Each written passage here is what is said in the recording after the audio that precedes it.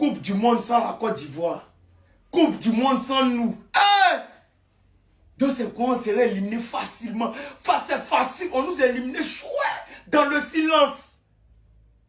Frère MS, tu as Sangaré qui est fatigué. Il est bolo, il est fait, il est fatigué. Tu le vois, mais il joue.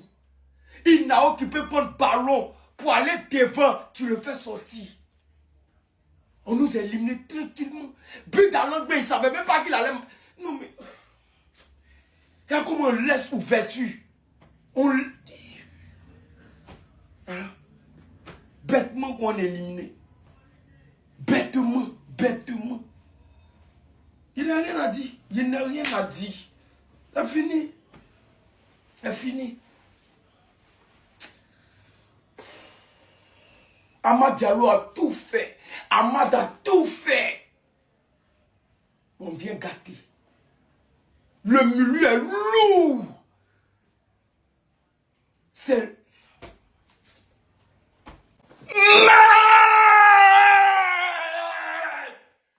Putain! C'est pas possible. C'est-à-dire, le retour de Franck Kessié sur le deuxième but qu'on encaisse. Est-ce que vous voyez le retour de Franck Kessié? Tes milieux sont fatigués, il faut les mettre dehors. Voyez, on va te parler en quelle langue? Jamais de la vie, la Côte va marquer, puis ils vont conserver. Impossible. Ils jouent comment, mais vous jouez comment? Pour conserver un petit but, à la dernière minute, ils ne sont même pas capables de conserver un petit but. Ils ne peuvent pas. Ils ne peuvent pas. Vous jouez comment? Vous jouez comment?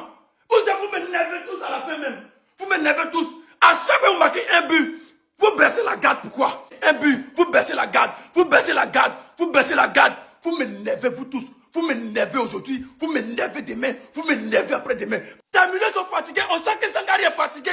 On sent que Kessié est fatigué. Fais le changement. Qu'est-ce que tu fais? Oh, mais alors. Non, non, non, non, non. C'est pas possible. C'est pas possible. C'est pas possible. C'est pas possible. Faye et ses agents. C'est-à-dire. Ah, Seigneur.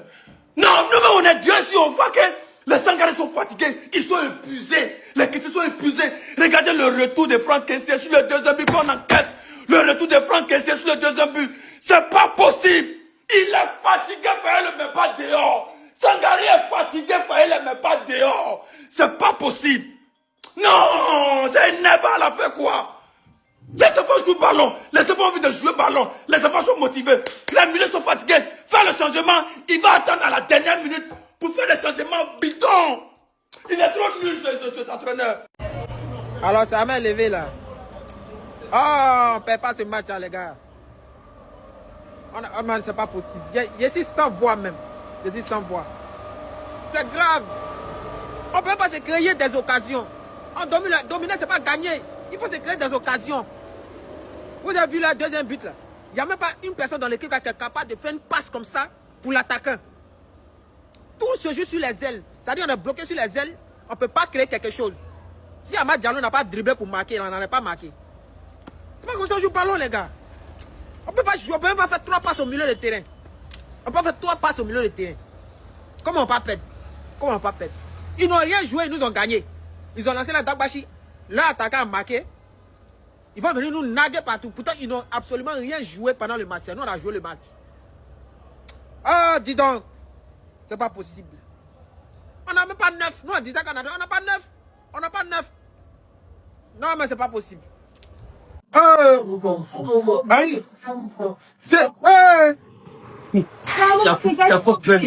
Non, vraiment, salut. Kessié, bon, quand tu as parlé, ça veut dire que tu es en train de parler des joueurs, ça atteint à l'air psychologique. Kessié, tu es fort, tu as tué. Ouais. Un match, ça, on a perdu. Je crois pas. Tu as but de Haaland, dernier but de Haaland là. Et Kessié, tu cours derrière lui, tu cours en droit, tu cours pour aller derrière. Bref, on peut dire quoi?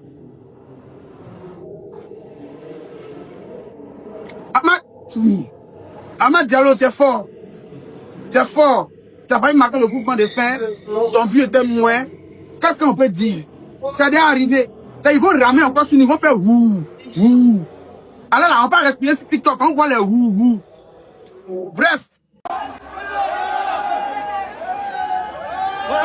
smaller. Certains, pardonnez.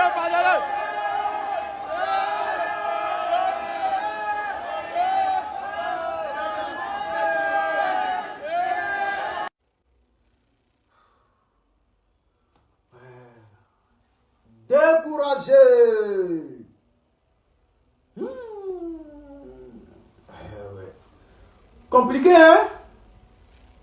Ah! Mais ça là. Mais.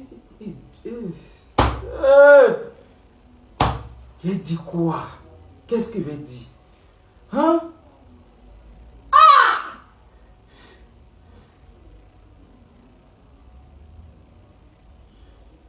Boni, il en attaque là-bas. Là. Contrôle de balle, Boni. Ah, petit frère. Contrôle de balle. Ah!